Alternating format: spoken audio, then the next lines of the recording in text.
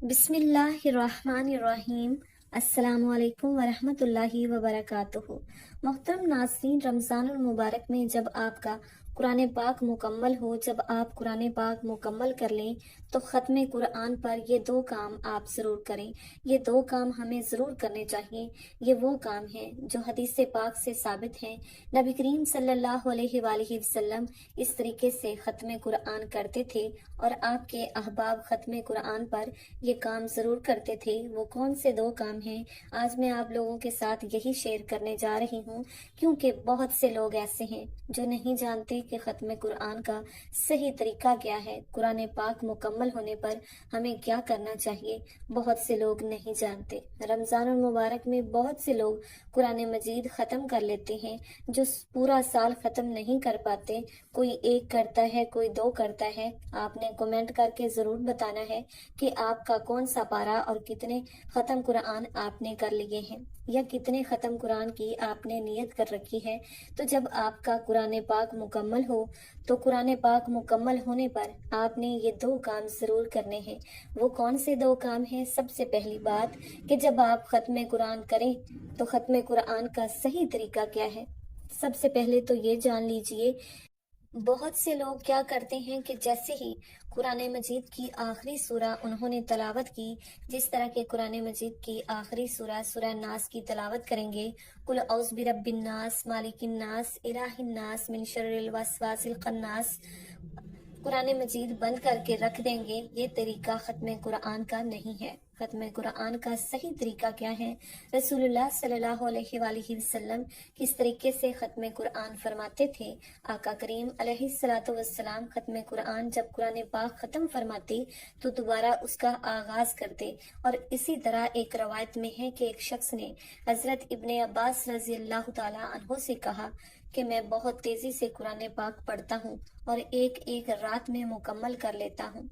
हज़रत इब्ने अब्बास रज़ी अल्लाह ताला अन्हु ने फरमाया, मेरे नज़दीक ये बेहतर है कि मैं सूरह बकरा और अल इमरान को तरतील के साथ पढूं, बजाय उसके कि तेज़ी से पूरा ख़त्म कुरान कर दूं। सबसे पहली बात तो ये है कि ख़त्म कुरान जो है, आप कुरान पाक तेज़ी के साथ ना पढ़ें, ठहर ठहर कर कुरान मजीद की तलावत करनी चाहिए। और आगे इरशाद फरमाया, और जब तुम, अब फिर हजरत इब्ने अब्बास रजी अल्लाह ताला अन्हु उस शख्स को इरशाद फरमा रहे हैं, और जब तुम कुल औज़ बिरब्बिन नास पढ़ लो, यानी कुरान मजीद की आखिरी सूरा मुकम्मल कर लो, तो उसे आखिरी आयत ना बनाओ, यानी ये आखिरी ना बनाओ, बल्कि अल्हम्दुलिल्लाहि रब्बिल आलमीन यानी सूरह फातिहा से दोबारा आगाज करो और कुरान को शुरू करो, क्योंकि इस तरह कुरान के शुरू और आखिर को जोड़ा जाता है। यानी ख़त्म कुरान का सही तरीका ये है कि जैसे ही आप सूरह नास आपने मुकम्मल की, कुल औज़ बिरब्बिन नास तक आपने पढ़ लिया, अब आयत यहाँ पर तलावत को ख़त्म ना करें, बल्कि दोबारा सूरह फातिहा की तरफ लौटें, सूरह फातिहा की तलावत करें, मुकम्मल सूरह फातिहा, उसके बाद सूरह बकरा की पहली आयत तक आपने तलावत करनी है। एक और रवायत में है कि आका करीम अलैहिस्सलातु वस्सलाम सूरह नास तलावत करने के बाद सूरह फातिहा की तलावत करते, और सूरह बकरा की पहली 5 आयत की तलावत करने के बाद आप अपनी जगह से हटते, यानी दोबारा से कुरान मजीद को आपने शुरू करना है। सबसे पहला काम तो ये करना है कि ख़त्म कुरान का सही तरीका क्या है।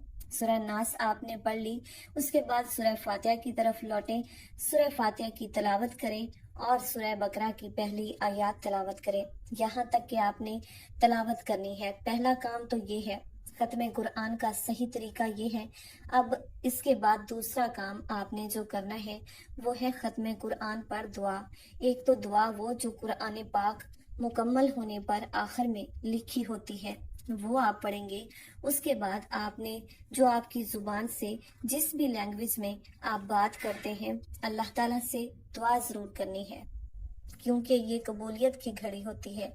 उस तरह के हदीस पाक में आता है, हज़रत इब्ने अब्बास रज़ी अल्लाह ताला अन्हु से मरवी है कि रसूलुल्लाह सल्लल्लाहु अलैहि वसल्लम और सहाबा कराम जब कुरान पाक ख़त्म करते तो सबको जमा करके दुआ फरमाते, यानी ये कबूलियत की घड़ी होती है।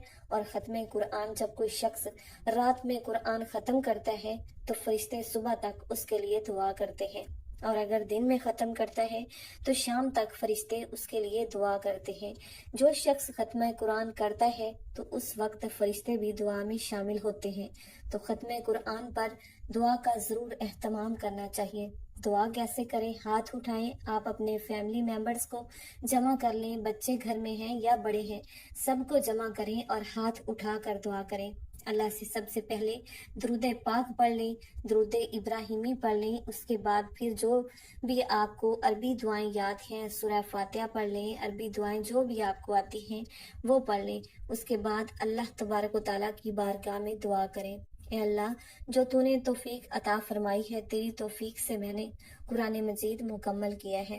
اے اللہ اگر پڑھنے میں کوئی غلطی کوتاہی ہو گئی ہو تو میرے مالک اپنی رحمت کے صدقے معاف فرما، اور اس پر جو تو نے مجھے ثواب عطا فرمایا ہے میں نبی کریم صلی اللہ علیہ وآلہ وسلم کی بارگاہ میں تحفہ پیش کرتی ہوں یا کرتا ہوں، اور پھر پوری امت مرحومہ کے لیے احصال ثواب کریں اور اپنے مرحوم کو اس وقت ضرور یاد رکھیں، مرحومین کو احصال ثواب کریں، اور جو بھی آپ کی دعائیں ہیں، جو بھی آپ دعا کرنا چاہتے ہیں، جو کوئی بھی آپ کا مسئلہ ہے، کوئی پرابلم ہے، اس وقت اللہ کی بارگاہ میں ہاتھ اٹھا کر دعا کریں، کیونکہ یہ قبولیت کی گھڑی ہوتی ہے، یہ وقت مقبول کا ہوتا ہے۔ اس وقت میں آپ جو دعا کریں گے اللہ تبارک و تعالیٰ آپ کی دعا کو قبول فرمائے گا۔ اپنے اللہ سے گڑ گڑا کر مانگے، جیسے بچہ اپنی ماں سے مانگتا ہے۔ ایک ماں کیسے اپنے بچے کی بات مان لیتی ہے اور اپنے بچے کو گلے لگا لیتی ہے۔ میرا اللہ تو 70 ماؤں سے زیادہ پیار کرتا ہے، وہ تو ہے ہی بڑا رحیم۔ اللہ تو خود فرماتا ہے مانگ تو جو مانگتے ہیں میں تمہیں عطا کروں گا۔ تو دعا کا ضرور اہتمام کرنا چاہیے۔ ہوتا یہ ہے کہ جیسے قرآن پاک مکمل ہوا پرچی پر لکھ کر امام صاحب کے پاس بھیج دیں گے، یہ ختم قرآن ہو گیا جی، اس کو بخش دیں۔ قرآن بخشنے کا کیا طریقہ ہے؟ سب لوگ یہ سمجھتے ہیں کہ بخشنا ضروری ہے، بخشنا ضروری نہیں ہے۔ بہت سے لوگ یہ سمجھتے ہیں کہ جب تک بخشیں گے نہیں ثواب نہیں ملے گا۔ جب آپ قرآن مجید کا کوئی حرف تلاوت کرتے ہیں نہ تو اس پر جو نیکیاں ہوتی ہیں وہ اس کے نوافل میں لکھ دی جاتی ہیں۔ قرآن بخشنا کوئی ضروری نہیں، ہاں اپنے مرحومین کو اِحصال ثواب کرنا چاہتے ہیں تو یہ ایک طریقہ ہے۔ اس کے کیا طریقے ہیں اس پر الگ سے ایک ویڈیو بنا دوں گی۔ تو 2 کام آپ نے جو کرنے ہیں، ایک تو ختم قرآن کا صحیح طریقہ کیا ہے یہ میں نے آپ کو بتا دیا، دوسرا جیسے ہی آپ نے قرآن پاک مکمل کرنا ہے تو دعا کا ضرور اہتمام کرنا ہے۔ یہ قبولیت کی گھڑی ہوتی ہے، اس وقت دعائیں قبول کی جاتی ہیں۔ بہت سے لوگ دعاؤں کا اہتمام نہیں کرتے، حالانکہ یہ دعاؤں کے اہتمام کا وقت ہوتا ہے۔ اس وقت میں دعائیں ضرور قبول کی جاتی ہیں اور ہمیں ضرور دعائیں کرنی چاہیے۔ کوئی بھی آپ کی پرابلم ہے، گھریلو مسئلہ ہے، رزق کی پرابلم ہے، کاروبار میں کچھ کرائسس چل رہے ہیں، کوئی بھی مسئلہ ہو، اس وقت اللہ کی بارگاہ میں دعا کریں۔ مجھے اپنی خاص دعاؤں میں یاد رکھیے گا۔ اس ویڈیو کو شیئر کر دیجیے گا تاکہ دوسرے لوگ بھی اس سے فائدہ اٹھائیں۔ پسند آنے کی صورت میں لائک کرنا بالکل نہ بھولیے گا۔ السلام علیکم ورحمۃ اللہ وبرکاتہ۔